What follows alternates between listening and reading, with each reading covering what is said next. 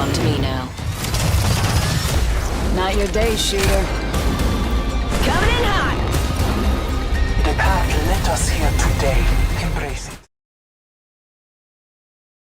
Hey everybody, welcome back to another Devstream. That means it's another season. I can't believe it. This one, the road to legacy, and we have a ton of stuff. I think this is, borderline one of the biggest season drops I think we've done since we've launched Apex. A lot of stuff we've been working on for a long time, and we're really excited to talk about. I have wrangled the squad here of just a few of the many folks who've been working on this stuff. Let's introduce everybody real quick, starting off with Carlos returning after a while with us. Hey, Carlos. Hey, everybody. How's it going? I'm Carlos, lead designer, and I'll be talking about arenas. Wait, should I say that? Yeah. Yeah. It's I'm talking out. about arenas talking with about Rob. It. Yes, everybody's. It's gonna be fun. Yes. Next up, Daniel Klein returning. Hey, Daniel Klein. I'm also a lead game designer. I'm here to talk about Valkyrie and also about some of the small changes for Legends we've got in store. A couple of nice nuggets in there. Awesome. And joining us for the first time, John, introduce yourself. Hi there, people. My name is John. I'm one of the senior designers on the Apex team, and I'm going to be talking about starter kits. Yeah, some cool new changes coming to the game. Next up, returning again, David Bocek, our weapons master. Hi, my name is David Bocek. I am one of the weapons designers on Apex, and I'm here to talk about the new bow weapon for this season. Awesome. That's right, folks. The bow. Oh my God. I can't believe it's finally in the game. Here we go. Next up, one of our map masters, the king of Olympus, I like to call him, Dave Osei, joining us to talk about some of the changes for the maps that are coming in this season as well. Hello, everybody. Dave Osei, lead level designer here. I'll be talking about the maps, both arena maps and the map changes coming to Olympus. And last but not least, Robert West. Hey everyone, I'm Robert West, senior game designer, and I'm here to talk about arenas. I know we need two people to talk about arenas. There's a lot going on there. But first off, with the new season, that means a new legend. So for you folks that have been following our Apex channels, we have officially announced our next legend, Valkyrie. And man, we've been working on her for a while. She's a really, really exciting new legend to have into the game. Daniel Klein, she's been your baby for a long time that you've been carefully working with her. You and Kaylee both are VP of Barks. I was about to say I only have one baby, and that's the VP of Barks right here. But yes, we've been working on Valkyrie for a while now. So, Valkyrie, I could probably sell you on her with a single word: jetpack. It was clear to me from the beginning, from working on her, that I could try as I might, I can't screw this legend up because jetpack is such a strong fantasy. So you probably noticed already if you've watched her gameplay trailer, but basically her passive is, one of her many passives is that she has a jetpack that allows her to fly pretty freely. There's a bunch of stuff that goes on with the jetpack. You're very loud, you can't shoot while you're flying, but still the feeling of flying is amazing. I am biased, but I think that we landed on a really cool flight model there. She also has another very nice passive, which is that because she has this whole jet fighter thing going on with her father's helmet, her father's Titan helmet and everything, she has a special view whenever she is in skydive mode, which is what we call whenever you're jumping from a balloon, from the plane, or from your ultimate, where she automatically gets enemies pointed out to her with little triangles, and her allies see that as well. So very interesting space. Consider using a jumping balloon just to scout, for instance. Pretty cool. Tactical is a rocket swarm. I'm just gonna be honest here, like the fantasy came first. Just that you know the moment if you play Titanfall 2 when you meet Viper for the first time and he was like unleashes all of his rockets on you. That is the fantasy I wanted to hit there. The gameplay ended up being just like, this is a great ability to flush people out of cover or stop people from rotating the way they want to rotate. So if you lead this well, you can stop people going where they want to go. And it has a pretty impactful slow on it. So if you hit someone and you're able to follow up, you should be able to win that fight. And then finally, her ultimate is the ultimate repositioning ability in the game. If you are in a bad place or the circle's going somewhere that you can't reach in time, not only can you take to the sky and land wherever you need to go, you can take your 2 friends with you and go reposition quite a long distance. Yeah, so we've been working on her for about, I think, since I started here. That was in January last year. I am super, super excited. This is the first legend I'm releasing myself for Apex. Just, yeah, I can't wait to see the many ways in which she will break the game. I know that's one of the players. I think anytime we add characters that have a lot of mobility to them, yeah. you saw similar things with things like Pathfinder and Horizon most recently, Horizon right? recently. Like, Yeah, exactly. So it's one of the balances I think we always have where it's it's a character that fulfills the fantasy, like you were saying, it's very fun to play. But it being a new character, there might be some fun bugs there that we sure you players are going to find and let us know about. I was a North Star main in Titanfall, so I've been waiting for this legend for a long time. This is one of those legends that people would ask me, who's your favorite legend right now? I'm like, you'll find out in a couple of seasons who my favorite legend is right now. So yeah, can't wait for folks to be able to play Valkyrie. And please let us know. Of course, let us know your feedback as your her fairness and how she moves and everything. We're really excited for you folks to play her. All right, next up, arenas. Oh my goodness. This is another one that's been cooking for a really long time. We've been having a blast internally playing it and bringing in some folks for feedback. Have been having a lot of fun. This is just super cool that we're adding this to the game. Carlos, you've been like kind of with arenas since the very beginning when we were. Yeah, it's been a long time coming. Yeah. So tell us about this journey and how arenas came to be and why we're adding it to Apex. Yeah, for sure. So, as everyone knows, arenas, it's a 3v3 elimination based mode. And it's kind of a weird story, as everything, it starts as an LTM. And, I think at first we kind of prototyped it and we were like, oh, what if it was just a mode where you could just get some quick reps in, practice your guns. But every playtest we played, we're like, oh, this is really fun. Maybe this should be bigger. And so we made it bigger. And before we know it, we're like, you know what, let's just sit on it, keep developing it, make sure it's really fair and balanced and has all the features it needs, and then turn it into a full size citizen. So yeah, so arenas it's our first big new permanent mode. And the type, it's like Valorant or CSGO. It's in that vein. We're playing it for a long time. It's going to get custom maps. And so Rob, why don't you go tell us all the details of arenas? When I was interviewing, Carlos and guys were asking me what kind of things I'm interested in, what kind of like, and I brought up a lot of times, like, I love all these things about the game, but like, I'm not a big fan of Battle Royale. And I love like, basically like arena style 3v3. You're like, boy, do we have something for you? Yeah. And then it just like, I pretty much just rolled onto that after coming over from JFO. That's awesome. That's really like serendipitous. Like, like exactly the kind of thing you were in a mood for after coming from Fallen Order. You got to work on something cool in Apex. And I like that about our studio, that we have multiple projects like that that we could work on. Very cool. Very cool. So yeah, like break it down for me, like a player's experience of what that's going to be like playing arenas, like going through the flow. Sure. So, I mean, just to back up a little bit, I guess for me, I mean, like some of my favorite parts of Apex are like the movement and like the gunplay, and really kind of wanted to highlight those like moment to moment aspects of combat where you're like ducking in and out of cover and you pop a shield cell and you like slide, jump, reload. And so in arenas, we want to kind of get to that quickly. And so you don't have the same sort of chaos of the drop of like landing and looting and like maybe no one's around, maybe someone's around, you're fighting. It's a bit more like controlled and focused. So you come into the match, and before you fight or do anything, you have like a sort of a phase to prepare, and you're using that point to customize your loadout, by weapon, by like ordnance. And we're also trying something out here where you're purchasing your abilities for your legends and kind of get more of like a tactical feel. You kind of have to, use it more wisely. You can't just use it all the time on cooldown. And it kind of helps us balance legends against each other by using that as a lever, like the cost for, how many tactical charges you start with, like what the cost is, and that kind of thing.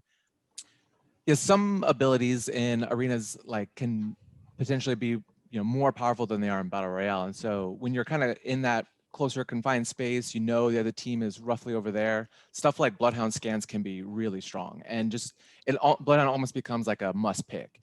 And so switching that out to, you start with one scan, we can kind of price the scan like relative to where guns are at or other abilities. So you're making a trade-off of like, I bought a 301, and I maybe want to upgrade it to white or blue, but I also really want to have like 2 scans. And so you're kind of making those choices before the round to prepare how you want to like tackle that round. And the scans that you don't use, they carry over to the next round, right? Yeah. Same with the ultimate. If you don't use your ultimate, it's a big purchase, and if you just right off the bat you die, it can feel bad, and so you get carry that one around. How does a team win in arenas? I mean, the only way to win is eliminating the other team. It's combat focused, so it's the goal every round is to be the last one surviving and kill the enemy team. And there's a ring. It's very ring. Apex like that. There's a ring. Yeah, that's true. Yeah. I mean, we're taking there's even a care package and a. Yeah, I was gonna say we're taking the battle royale and kind of like distilling it down to focus on, it's still Apex that we know, but we want to like focus on this 3v3 like experience. And so we have a ring, the airdrop comes in. The airdrop always has guns, and you can see what guns are coming in while you're preparing for the round, to how that might affect your purchases and that kind of thing. You can also find some loot bins. These are always going to be loot bins that have healing items in them. They're always going to come with 2 batteries, Phoenix kit, and a med kit. So you can kind of plan around that, how many healing supplies you want to buy. And then the other kind of cool thing is we have the material canisters spread out around the map. And so if you're able to grab one of those, everyone on your team gets extra materials to spend in the next rounds. And so you're kind of weighing, like, do we rush and fight right away? We kind of maybe do a little bit of setup, run around. You kind of guess where the enemy team's going and kind of planning accordingly on how you want to tackle that round. And people are going to learn this very quickly, but that supply bin with the meds in it, that is crucial to arenas, because meds are very expensive. I think correctly so, right? Yeah. Like if you don't buy meds, you start with 2 cells and 2 syringes, right? That's right. It. Yeah. That's it. Yeah. So that's not enough. So we've seen a lot of people, particularly better people, immediately make a beeline for the supply bins. Yeah, I mean, it right off the makes bat, characters like Pathfinder and Octane pretty premium too, because then they can use their ults to get there quickly. So it's and you know what else? Surprisingly, Loba can steal items out of bins and out of the airdrops. So we looked at characters like that. I think, like Rob, you can elucidate more on this, but moving all of the characters from their how they're used in the VR and why their abilities make sense in that mode. There's a challenge sometimes to translate that over to arenas. Yeah, like Valk Ultimate had to be made a lot shorter and faster, because if you go through that whole thing, well, you're gonna end up outside the arena, which is not a good idea. And it also takes like 5 seconds to get up to the top normally. So in arenas, it'll take 2.5 seconds, half the time. It's awesome. In addition to that, arenas is something that we're going to continue to support, right? So things like just new features and improvements to it, based on the plans that this team has, but also player feedback that we get, but also supporting things like ranked in the future. So one thing I want to talk about, just before we move on, is the scoring system for arenas, which it's a little bit different. People might not be used to it. The way arenas works is it's a first to 3 to win. First, you got to win 3 rounds to win, but you also have to win by 2. So you have to be 2 points ahead of the enemy, right? So, and it's tennis rules. It's tennis rules is what we would colloquially call it. Yeah. But the reason we did this, I think it's pretty interesting, because we found that one of the goals for arenas is we wanted kind of faster matches. BR can tend to be a little bit longer, but arenas, one of the things we want to do is make sure it was kind of bite-sized in that manner. So so it's interesting because it's 3 to win, and if you come in and you stomp the other team, they're not having that much bad a time. They're like, cool, 3 rounds, I'm done. I can move on to my next game. But if your teams are evenly matched, then you can kind of do this back and forth, and you can get up to round 9, which is if you hit deuce or ties, 3 times, then it goes into round 9, and that's sudden death. And then that's when we're like, okay, this game's lasting too long. We're just gonna end it. And there's some spicy stuff in the care package in round 9. If you ever get there, look out for it. I didn't know that. I've never seen it. What's in there? Yeah. Well, you'll have to play to find out. Yeah, I don't know how many round times I've 9's made it to pretty round crazy. 9. The shields, you start with blue shields in round 1 and 2, and then it goes to purple. But if you get to round 9 sudden death, the shields turn red. Oh man, that sounds like fun. So that's how it's like. So you need some high-powered firepower in order to get through that stuff. So that's what you're telling me is in the care packages. Yeah. Okay. something I'm else that's excited colored now. red. It's like that final ring. It's like the final ring experience in the BR mode. You know, everyone's just geared completely up and ready for a giant, huge fight at each other. Very cool. Yeah, it's super exciting to finally have this out there. You know, we'll be watching for feedback and just excited for players to get their hands on it. Like Arenas is not going anywhere. We have plans to continue to support it based on player feedback, our own things that we have planned for it, things like ranked in the future, supporting it. So go enjoy and let us know what else you'd like to see in there. And of course, Battle Royale will always be the showcase mode for Apex, and Battle Royale is not going anywhere either, and will continue to be supported as well. We have 2 now, which is really exciting. Thanks Pretty to cool. support. Arenas is releasing with 2 custom maps, and we do plan to add more as we go. So look out for that. Yeah, definitely. Arena Very maps cool. went through a long process of iteration.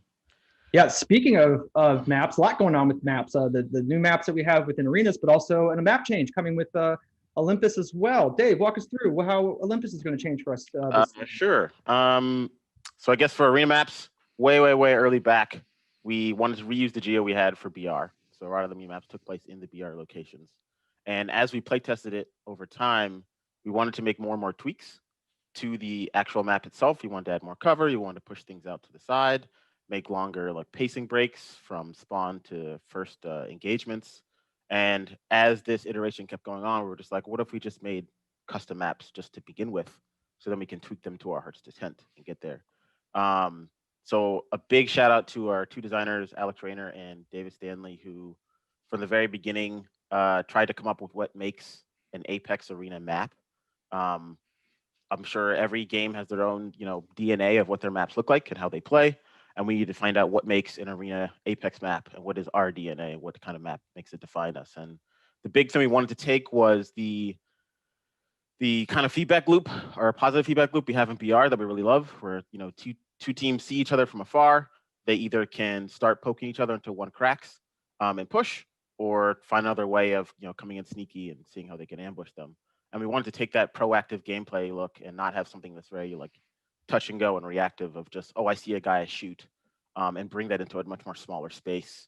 And so our map started to evolve in that regard through many iterations. There's many maps on the cutting room floor that just didn't make the cut, but the 2 ones that stood out the most are the ones we're shipping with right now, which is Party Crasher and Phase Runner, where players can get perch points where they can look over the entire map and try to get an idea of where they want to go.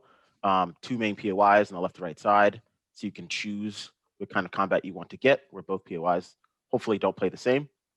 And then, of course, we have our scripted ways inside of our arenas to try and push people to go to either direction, either the circle along the linear line that pushes papers towards wherever, the care package, of course, that entices people. So it just keeps very different. It doesn't feel very samey over time. Yeah, I should so add I'm that really from happy. the start of the match, you can see where the care package is going to go, and that kind of influences where the final circle is going to end up as well. So while you're getting ready, you can kind of make a plan of like, do we go straight for the circle and hold it, or do we try to go around and come up from a different angle and surprise them? So I'm very happy with the arena maps. We're going to be, like Carlos said, we're going to be adding more over time. So 2 arena maps to start right now that are custom, but we're going to be bolstering those maps with 3 locations in our BR maps itself. 1 from each map that's released. 1 inside Kings Canyon, Season 9, 1 inside World's Edge, and 1 inside Olympus. The ones that we're going to start with are Artillery inside Kings Canyon, Thermal Station inside World's Edge, and Golden Gardens inside Olympus. And so those 3 BR locations will rotate weekly. So week 1 will be the 2 custom maps we have, and then 1 extra BR location, and that BR location will rotate every week into a different one. Olympus has been out for 2 seasons now. It's been playing really well. And at the time when we started this map update, Olympus hadn't even come out. So a lot of us was figuring out in the future what we feel like the map could use that it currently doesn't have at this time, because we have dates and schedules and whatnot. So one of the biggest things that we didn't feel like there was enough POIs. And so we wanted to add another one onto the map. And so for Season 9 Olympus, we'll be adding an extra POI that gives a little bit of a narrative boost to Olympus about what the future of the map will be. And so a rogue ship from outer space comes in and docks into Olympus. The zone that is between Bonsai, Orbital Cannon, and Solar Array will be lodged out, and then a new docking station for that new ship will come in. But the caveat, of course, is that the ship is rife with alien, viney stuff that wants to take hold of Olympus, and so it will start like branching out, and you'll see it trying to take over. And this brings a huge meaty POI inside that zone, which didn't get a lot of gameplay, and also will bring more drops towards orbital cannon and solar array and mix up that kind of area. And this will bring, I believe it brings our POIs to 18 or 19. So it feels like a good number for us to bolster the map in a really good gameplay way. For the rest of the map, we have a lot of other smaller tweaks. Because of this new POI coming in, we'll lose one trident, which is fine because we felt like we wanted to slow down the gameplay slightly anyway. And some of the taller balloons that we knew some people felt like it took forever just to get to the top of them, we lower those down slightly just to be on par with the rest of the other balloons throughout the map. So more of a quality of life kind of thing, but we feel the map is playing really, really well. So we just wanted to bolster it more with another POI. Plays much, much different than what was before, which is really cool. Of course, shout out to Corey, who was the designer on this map update. It also comes with a map toy inside itself, where when the ship came in, there was, of course, scientists on board. You'll find their corpses around the map, or inside the ship, I should say. And then on one of those corpses can spawn a keycard, which can unlock the front bridge on the ship that'll have access to a loot vault. That's cool. Get some of the high tough stuff. Cool. And it also gives a nice view, panoramic view because of all the glass to see case where you want to go next and all that stuff. So it's kind of a nice little extra tidbit to the ship to give it more life. That's awesome. Like the World's Edge loot vault, like that quality. Yeah, you can expect that kind of quality. Yeah. Ooh, okay. Yeah. Nice. Very nice. I don't want to talk too much because the comic will actually reveal a lot. Yeah. I know we have a lot of lore guys out there who really love what's going on inside the game and how the legends are working with this. So that's definitely a big tie, is that as you read the comic, you can see how they're dealing with this vine infestation. But it also will give us a nice story beat for the future of what could possibly come to Olympus later on. So that's for another day, another dev stream. That said, let's go on to bow check. Our new weapon and the designer whose namesake it carries. My name is David Bosek. I'm going to talk about the Bowcheck compound bow. Absolutely no name relation whatsoever. Like Jay said, we name weapons and stuff like that off of internal developers sometimes, and the writing team was nice enough to honor me with this, so I'm very, very excited. I think the bow is really cool. The bow is sort of a mobile precision mid-range kind of weapon. I think the wingman is like kind of close. It's in between maybe something like the wingman and the scout and the 30-30, something like that. Yeah, the bow took a lot of. It's been in the pipe for a long time. It's got a lot of sort of interesting new tech and stuff we had to work out. It works different than pretty much any other weapon we've done before. The way it works is as you hold down fire, you'll charge up the bow. So you'll increase its power and the projectile speed and all sorts of stuff like that. It's a relatively quick charge. It's about, I think, 0.52 seconds is what it is right now, but about half a second charge up. And it's all about mastering the cadence of firing it right as soon as it hits maximum charge. You can hold it longer and stuff, but if you want to do the absolute maximum DPS, it's all about as soon as you hit that max charge, being on target, being ready to fire, and then doing that over and over and over again. It's kind of got this really cool cadence that you learn and feel, and this sort of like beat and rhythm that you play with, and I think that's a lot of fun. There's a couple interesting aspects of the bow as well. In terms of ammo, it was hard to figure out how to put light ammo or heavy ammo or whatever in this weapon. So the bow actually uses its own ammo type, arrows. Now, arrows are relatively rare, so you don't hopefully see them on the ground all the time without a bow to pick up. So the ammo stack size of each brick you get is pretty high. And arrows also have a unique feature, which is when they hit the world or another player, they'll stick into them. If they stick into the world, they become a loot object that you can run over and pick up. And if you have a bow and a stack of arrows that isn't completely full, you can just run over and touch them and you'll pick them all up. Cool. They stick into all sorts of crazy stuff, so I'm interested to see what people do with that. When you shoot them into players, you can't pick them back up off the player due to some tech reasons, but when that player dies, if you kill that player, the arrows that were stuck in them will go in their death box.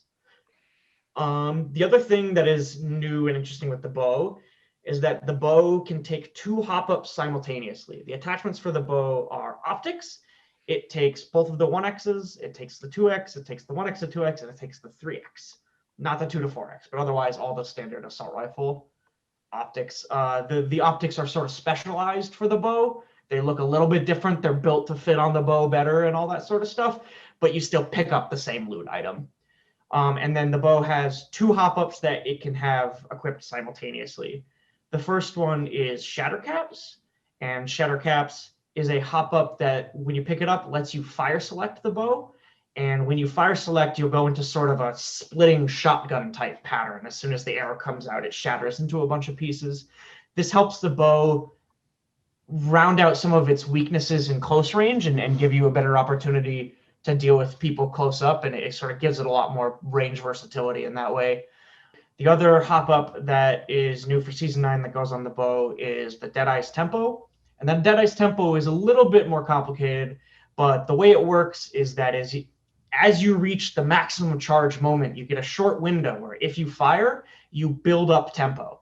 And once you have 2 stacks of building up this tempo, you become in tempo, and then you start charging and firing the bow a lot faster. So it sort of gives you a DPS sustained damage boost when you are doing that sort of firing at the perfect cadence repeatedly, as long as you keep it up. It's a little niche. I think it's maybe not for everyone, but I think the people that are gonna like it are hopefully gonna really like it. One kind of random cool fact about the bow that I like is if you zoom in on the arrows, instead of like a metal tip, it's just David's head. Yeah, my face on there. What? I did not know about this. No, I'm fucking around. Oh, god damn it. I hope it was real. I was hoping. Rick was like, I can't wait to capture that. Not a real thing.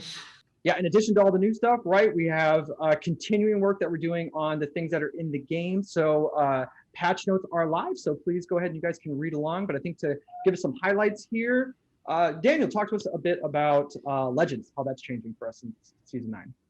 Yeah. We got a couple of exciting things coming in Season 9. So let's start with a very, very high level view. Obviously, Octane has been jump padding to the top of both the pick and the win rates. And that was not unexpected. We knew he was a strong legend when we gave him the buff that we thought was appropriate to the jump pad. So I need to do something. We need to do something. We need to at least bring it down a little bit. Right now, he has a 25% pick rate out of 60 legends. And I'm not going to do math here because math is hard, but that is officially too high. It just means that there's a lot of games that you'll just see Octane everywhere. And to a degree, Octane is one of the better legends to see everywhere because jump pad is just fun for everyone in the game. Like everyone can use these jump pads. They're great. So I looked at the kit and I decided that there is a mechanic that I really like that is sort of like undertuned. So the idea for his stims is they don't really have a cooldown. Instead, you pay a health price for them. But the health price you pay for them, particularly with the newly increased passive regen, is way too low to actually be a real price. So what I did is I turned that up, maybe a little bit too high. We'll see. But you now have to pay an actual meaningful health cost for stimming. And I shrunk the delay between stims to almost nothing. Right now, there's between a 3 and 4 second delay between stims. That's basically gone now. So you can keep stimming as much as you like. You'll just, really hurt yourself. So the hope there is that in the moment when you can afford to do this, it'll feel good because you can just stim way more quickly. But to the enemy, sometimes it's just a surprise Octane with no health that you run into, and you're like, oh, I guess I killed that guy because he didn't have any health from stimming. Cool, everybody wins. We'll see how that one works out. The other overperformer, no secret at all, Horizon is doing incredibly well. And we looked at her entire kit to see where is the power located in a way that feels excessive, that feels like it's not making the game more fun for everyone. And specifically that is her tactical, the gravity lift. There were some aspects to the tactical that just didn't feel right. So one of those is right now what you can do is you're low health, you throw down a gravity lift, you start popping a bat, and then you just weasel around on the gravity lift and no one can shoot you. And that just, I feel it's awesome for you in the moment doing it, but I feel it's kind of bullshit to the enemy, to be quite frank. So we looked at that. What we specifically did is we dropped the speed at which you ascend, making it easier to track you. We dropped the speed at which you can accelerate, horizontally. So how quickly you can dodge back and forth. That should also make you easier to hit. And then finally, we decided that you don't need to be able to spend an entire Phoenix kit's worth of time in the gravity lift. And also the gravity lift was sort of like a makeshift sniper tower, which we also didn't really like. So we capped the amount of time that you can sit at the top of the gravity lift to 2 seconds. It should still allow you to do most of the things that you were able to do before. But of course, as always, let us know how it feels. Now, on the other side of the coin, we have one legend. I don't think it's no secret that's been underperforming a bit, and that's Fuse. And we're not going to fix that problem in this patch. We just didn't have the time to do a proper pass on Fuse yet. What we're doing as a stopgap measure is we are upping the number of tactical charges that he has to do. So you can now shoot them off back to back if you like want to, I don't know, block both doors of a building or just double stack on a guy who can't get out. So you can do that now. That's all we're doing for him this patch. I'm dropping the cooldown a little bit. There's more coming. I just want to be clear here. There will be more work on Fuse. I can't give you a timeline, but we will give him some more love. All right, cool. Two changes that I'm super excited about selfishly because I play these characters a lot. John here actually did the work on all these changes. I just want to give him credit real quick. But these are Loba and Lifeline changes. Loba, the most requested change on Loba is just to make her tactical not feel like ass. And I think between John's quality of life changes and a lot of bug fixing work that our engineering team has been doing behind the scenes, her tactical finally feels good. Loba is my most played legend in season 8, and I know exactly how awful the tactical is. Like, you land in swamps, you may as well not touch that button right now, and that's not okay. Obviously, that's not acceptable. So a lot of fixes. To me, just having played around with it in playtests and locally, it feels night and day. I've been able to make it fail like once out of like a half an hour of trying. So let us know if you still find locations where it fails. As always, you can send us a video, super helpful.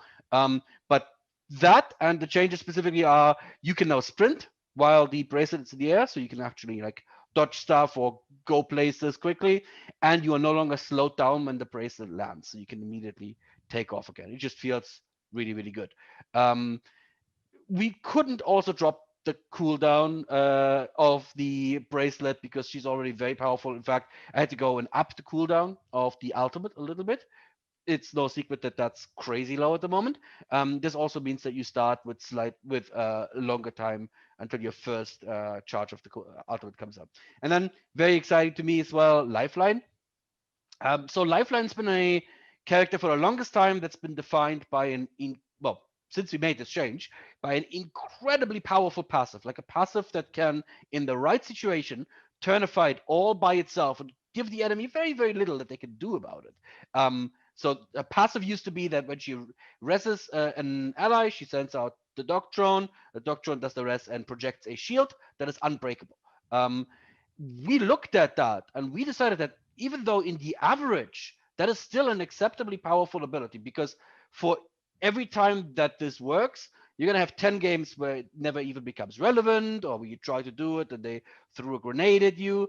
So even though in the average it is acceptable, that doesn't mean we don't need to change it, because in that moment where it is really powerful, it just feels like the worst thing in the world when it happens to you. It feels like there was nothing I could do. Lifeline just won this fight because everything was set up perfectly for her. So ripping off the band-aid, no more rest shield.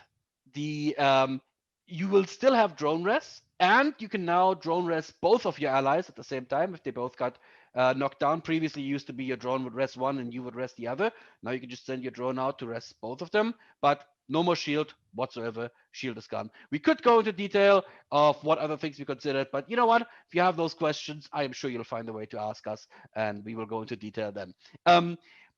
What this means is that we can take all of this power. Like I said, the power on average wasn't necessarily like excessive or anything. We can take all of this power that we freed up and now put it into her tactical and her ultimate, which a tactical felt like, yeah, sometimes it's nice to top up between fights, but it's not really that important. The ultimates felt like a dead button for the longest time, honestly. So I think great work there. The tactical heals you a lot faster. I still think it's not quite an in-combat heal, but maybe sometimes it is. Try it out. It's about 60% faster, I believe. And the ultimate does some really, really smart stuff behind the scenes. So the TLDR on that, you can read a patch notes if you want more detail, but the TLDR is it will smartly make sure that there is an upgrade for somebody on your squad in the ultimate. So every time you call that thing down, one of you is getting better. That's it, there are edge cases where that's not true, but most of the time it's true. Cool. And then the rest is small stuff. I don't think anyone really cares about this. It says here, no more low profile in the game. Whatever. Just gonna sneak that one in there. Yeah. Who cares? It's just 5% just damage. that one other. Very convenient that suddenly you have to leave this. Oh yeah. By the way, I urgently have to go now and cannot explain my decision. into like roaring applause from the audience.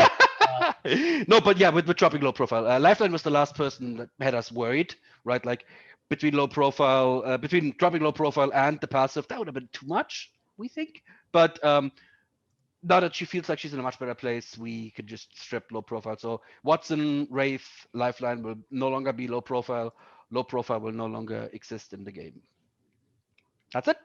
Wraith mains rejoice everywhere. I know. I can't believe we're here. That this has happened. Amazing. Thank you, Daniel. What a lot of cool stuff. Next. All right. So next up in the patch notes, David, what are we doing with weapons for this season?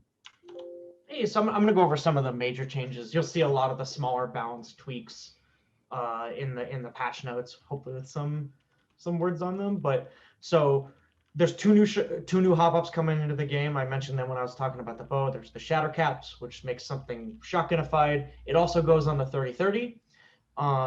And then the Dead Eyes Tempo, which was the fire at the right moment and you start firing faster. That's also going on the Sentinel. It works a little tiny bit differently on the Sentinel because of the differences of how the guns work. But the idea with the Sentinel is after you shoot, once you finish rechambering, right at that moment where you can start shooting again is when that timer ticks down. But it's a lot more forgiving on the Sentinel because trying to like constantly shoot as possible on the Sentinel is not as much of a thing. And you only have to stack it once. So once you do it once, you start rechambering faster. All these are things that may get tuned in the future, but those are the two new hop-ups.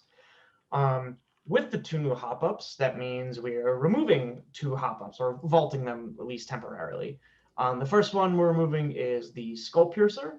That one's, it's one of the things we sort of have in and out. So we're vaulting the Skull Piercer from the game for Season 9. We will make the headshot multiplier on the Wingman and the DMR increased a little bit, just at base. According to this, it's going to be higher than the base without Skull Piercer right now, but lower than the Skull Piercer version of the weapon. We are also removing the hammer point attachment, and this comes with another, I think, pretty cool change that I'm excited to see how it works out, where there's some significant buffs to the P2020 and the Mozambique. The idea is just to help make that power differential where you find a Mozambique and your opponent finds a Volt or a R301 or something a little bit less painful, and hopefully make those weapons a little more competitive and useful in the early game. It also gives us room to give them more interesting hop-ups in the future. It sort of felt like hammer points made the P2020 and the Mozambique feel like they sort of needed to stay pretty weak, because the whole idea of the hammer points was this like risk-reward trade-off of having this really not great gun, but in this certain moment it's really, really powerful. So interested to see how that goes. We also, as far as crate weapons, we're doing some exchanging this season. The Peacekeeper is going to come back onto the ground loot, and the triple take is going to be going into the crate, sort of give these long-range weapons a little more space to shine and give another decently ranged weapon into the care package. Something worth noting on the triple take and the bow is we started having a lot of these weapons, and we thought about it in the past with the 30-30 and the G7, but we've had a lot of these weapons that are going into the assault rifle category that don't really necessarily feel like they fit. And people have noticed that there's some weird differences where like the G7 still has sniper ADS move speed and all these things. And we didn't want to put it down to AR, but it did, having it be consistent didn't seem like a really great reason to give it a huge buff like that. So what we're doing with the introduction of the bow is making a new classification of weapons called marksman weapons. And for Season 9, the marksman weapons will be the bow, the 30-30, the G7 Scout, and the triple take. Marksman weapons take AR optics, so notably the triple take is losing sniper optics, and we'll see how that feels. They take tactical stocks. They don't have a specialized ammo or anything, so they take whatever ammo they take. And there's some sort of general number balancing and evening. The bow is a little bit of an oddball even within marksman weapons because it's sort of a strange weapon on its own. But the ADS move speed for all the marksman weapons has been the same. It's going to be in between snipers and assault rifles. The hip fire spread has sort of been normalized a little bit, stuff like that. So going forward, there'll be new challenges and new, badges and all that, stat trackers and all that sort of stuff for marksman weapons, and we'll adjust as needed. There's some other small notes, but I think those are the major points to call out for this patch. Very cool. Very cool. Thanks, David. Man, there's gonna be like a lot of different ways of playing the game this season, which I'm really excited about, between like just the legends playing differently, things like the bow coming in, arenas, like it's very, very exciting stuff. Well, we got one more kind of big change heading to the whole game. But John, why don't you walk us through for this season, something you've been working on that's going to be another big update that we're doing across the whole game, right? That's right. That's right, Jason. So we're going to be implementing something called starter kits. And TLDR, you'll be starting the game, every game, ranked, every kind of takeover or just normal duos and trios, with level 1 Evo armor, level 1 helmet, and a level 1 knockdown shield. And furthermore, we're removing level 1 helmets and knockdown shields from loot pool entirely, reducing spawn rates for the level 1 Evo armors, about 33-40%. Recently, we just had that takeover locked and loaded, where we removed all of the white gear and white attachments from the game and just saw how it would work. And it's something that we've been wanting to experiment with for a long time. There's a lot of people who view the white upgrades as kind of gimmies, or they don't have a whole lot of impact. And certainly in the cases of things like the helmet and the knockdown shield, they're kind of invisible as to how their power impacts the game. We really have a goal moving forward that we want to make the loot that appears on the ground as impactful and as like chunky feeling as possible. Especially now that we're adding more and more pieces of loot to the game. Like everybody has seen the mobile respawn beacon come in, Void Ring, and now we have the bow and an entirely new class of ammo to go along with it, potentially cleaning up some of the less exciting upgrades and trying to make the upgrades that are there feel a bit more impactful. That's going to be a goal for us moving forward, certainly in Season 9, and we're also going to be taking a look at weapon attachments in Season 10, although it's way too early to make any promises about what that is actually going to happen. Very cool. Thank you, John. Yeah, players, let us know what you think of that when that's live. That's a very cool update, I think, that we're doing. And I think last but certainly not least, Carlos, why don't you sign us off here to talk a little bit about emotes that we're adding this season? Yeah. So emotes are coming into the game. Pretty cool. They don't affect gameplay, but they are really fun. And the animators have done a great job, supplying each character with emotes that really showcase their personality. It's been really exciting to see what they've come up with. A couple things I want to talk about is when emotes come out, all your legends and all the legends moving forward will come with a base emote. So everyone gets to use their emote when they're on the ground.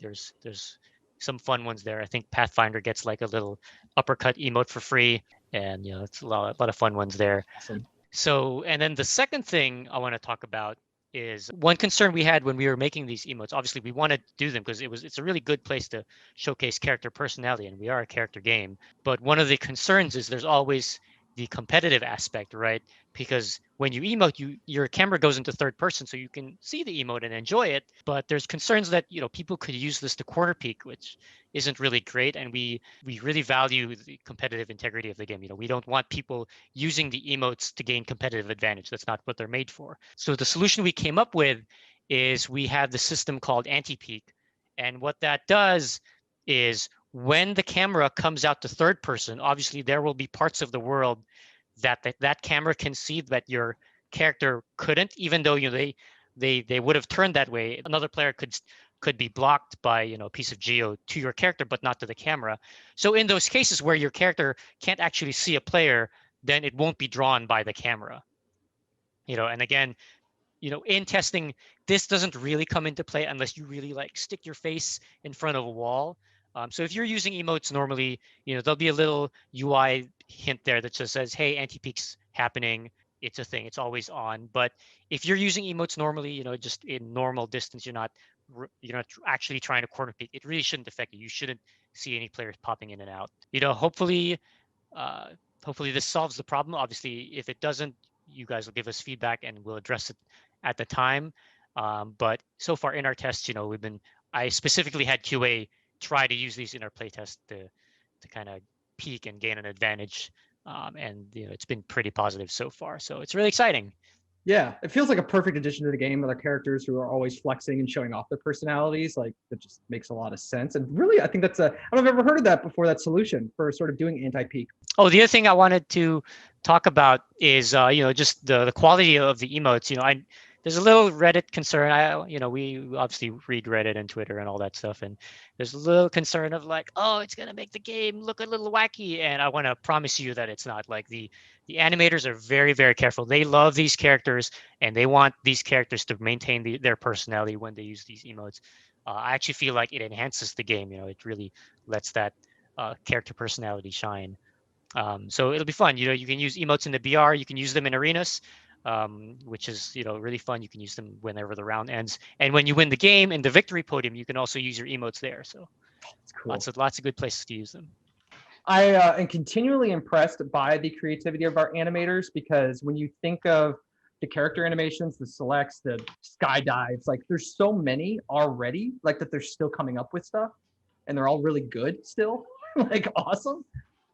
Shout out to our amazing animators and artists that we have at our studio. My goodness. Yeah, that was, I guess, everything. At least that we can cover so far for the season. Just a huge update that's going to be out. So folks, go play, have fun. Let us know your feedback. Keep an eye on our channels, as we'll be answering questions on Reddit and looking at feedback, and lots more stuff planned for the season as well and in the future. My respawners, thank you for joining me for this. Thank you for all your incredible work that you did. For everybody back home, play, have fun, don't die. Let us know what you think, and we'll see you next month. Have fun. Bye. Bye. Yeah.